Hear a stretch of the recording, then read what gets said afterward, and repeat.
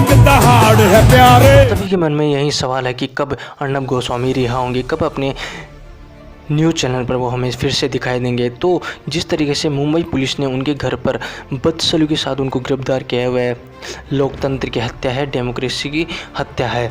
जिस तरीके से अर्नब गोस्वामी के साथ बदतमीजी की, उनके परिवार के साथ बदतमीजी की, जिस तरह से पुलिस ने उनको बिना जूतों के सफ़र करवाया, वो भी निंदनीय है।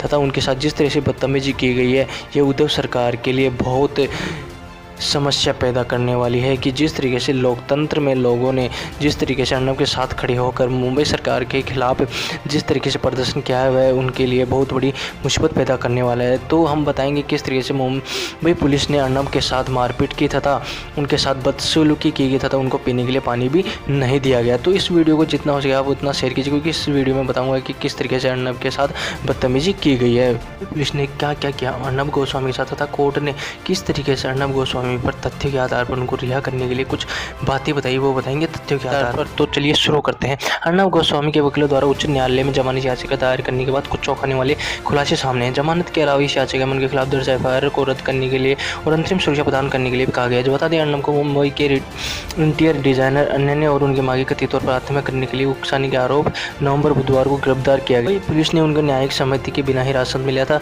वे नवंबर 18 तक जुडिशियल कस्टडी में थे। पिछली 3 रातों से उन्हें अलीबाग में बने एक कोविड सेंटर में रखा गया था। तथ्य नंबर 2, जमानत याचिका पर दोपहर 12 बजे से न्यायमूर्ति एस शिंदे और एस कार्णिक की खंडपीठ सुनवाई कर रही है। रिपब्लिक टीवी के editor in chief Arnab Goswami ने महाराष्ट्र पुलिस द्वारा की गई गिरफ्तारी को गैरकानूनी बताते हुए उनके खिलाफ दर्ज प्राथमिकी को रद्द करने का अनुरोध किया है। अपनी जमानत याचिका में उन्होंने बताया कि किस तरह मुंबई पुलिस ने मारा पीटा और प्रताड़ित किया। हमने घर से बाहर घसीटे जाने और गिरफ्तार करने के बाद मुंबई पुलिस द्वारा कथित तौर पर प्रताड़ित करने की कहानी सुनाई है।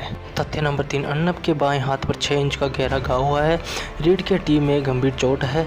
अर्नब ने दावा किया कि पुलिस ने उन्हें जूते से मारा।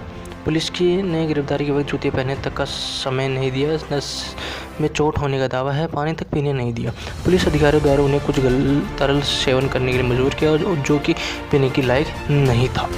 तथ्य नंबर 4, इस मामले में अर्नब गोस्वामी की बंदी प्रत्यक्षीकरण अर्जी कहती है, गिरफ्तारी के दौरान एक पुलिस वैन में अलीबाग में ट्रांसफर होने के दौरान याचिकाकर्ता ने दावा किया है कि पुलिस ने उन्हें जूते से मारा, पानी तक नहीं पीने दिया। अर्नब ने अपने हाथ में 6 इंच का घाव होने की, रीढ़ की हड्डी और नस में चोट होने का दावा भी किया। उनका कहना है कि पुलिस ने गिरफ्तारी के वक्त जूते पहनने का समय तक नहीं दिया। साथ ही पुलिस अधिकारियों द्वारा उनके कुछ तरल का सेवन करने के लिए मजबूर किया गया जो कि पीने के लायक भी नहीं था। नंबर 5, गौरतलब है कि मुंबई पुलिस 2 साल पुराने बंद मामले में उन्हें गिरफ्तार करने उनके आवास पहुंची थी। इस दौरान उन्होंने अर्नब गोस्वामी से हाथापाई भी की, जिसके बाद रिपब्लिक टीवी के editor in chief Arnab Goswami ने बॉम्बे हाईकोर्ट में एक याचिका दायर कर पुलिस द्वारा की गई इस गिरफ्तारी को चुनौती दी है। बॉम्बे हाईकोर्ट में यह दलील तब आई जब मुंबई पुलिस ने मनमानी तरीके से महाराष्ट्र के गृहमंत्री अनिल देशमुख के निर्देश पर इंटीरियर डिजाइनर अन्य नाइक की आत्महत्या के 2018 के बंद मामले में फिर से जाँच शुरू कर दी। तथ्य नंबर 6, याचिका की सुनवाई का आज तीसरा दिन है। कल उच्च न्यायालय ने अर्नब गोस्वामी को उच्च न्यायालय में भी एक अलग जमानत आवेदन दायर करने के लिए कहा था।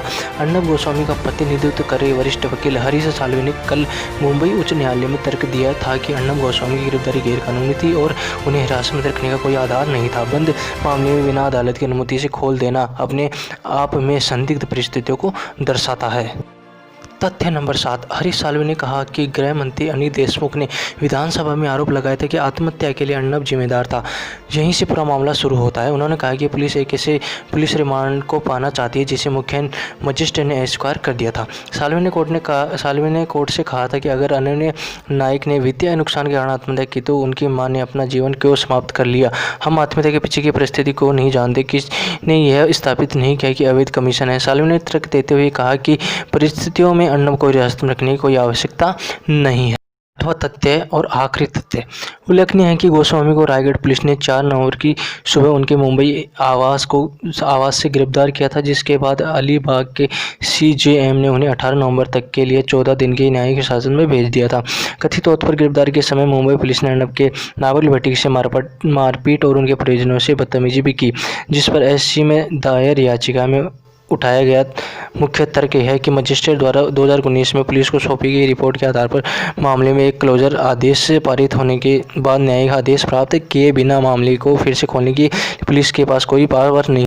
इस वीडियो को जितना हो सके उतना शेयर कीजिए, क्योंकि अर्नब के बारे में पल पल की अपडेट मैं आपको देता रहूँगा। इस चैनल को यदि आपने अब तक सब्सक्राइब नहीं किया है तो सब्सक्राइब करके बेल आइकन ज़रूर दबा दें, क्योंकि जब भी आपको अर्नब के बारे में अपडेट चाहिए तो वह सबसे पहले आपको मिलेगी। तो चलिए दोस्तों, मैं अलविदा लेता हूँ, और जो नई फिर से अपडेट मिलेगी तो इस चैनल पर आपको मैं देता रहूँगा। जय हिंद, जय भारत।